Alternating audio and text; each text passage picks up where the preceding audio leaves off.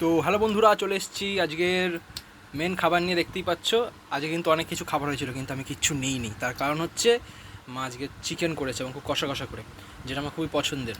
তো আমি ওই জন্য কী করেছি, আমি কিচ্ছু নিইনি, যাতে পুরো ভাতটা আমরা চিকেন দিয়ে খেতে পারি, আমি খেতে পারি।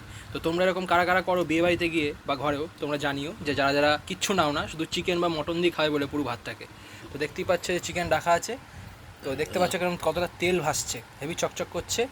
এবার আমি মাকে বলেছি যে বড় বড় পিসগুলো আমাকে দিতে, তার মধ্যে একটা চলে এলেই আমার পাতে একটা বড় পিস, মা একটা দিয়ে দাও, একটা দিয়ে দাও। লেগ পিসটা কোথায় গেল? পাক্কা মা নিয়ে নিয়েছে।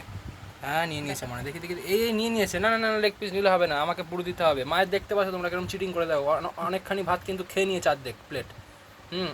অন্য কিছু অন্য করে রেসিপি দিয়ে পদ দিয়ে, কিন্তু আমার এতটা ভাত আছে, আমাকে একটা মাংস দিয়ে দিচ্ছে আর বলছে নাকি ঝোলও দেবে না এখান থেকে।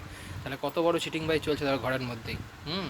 তো তোমরা এইটা কখনো করবে না, নিজেও খাবে, লোককেও খাওয়াবে। আমি ফানের জন্য ভিডিও বানাচ্ছিলাম। যাই হোক, দেখা হচ্ছে পরের ভিডিওতে। খেতে থাকো, ভালো থেকো, সুস্থ থেকো। আর হ্যাঁ, নিয়ম করে খেও, মেনটেন করে খেও, বেশি তেল চর্বিওয়ালা জিনিস খাবে না। রাখছি, টাটা।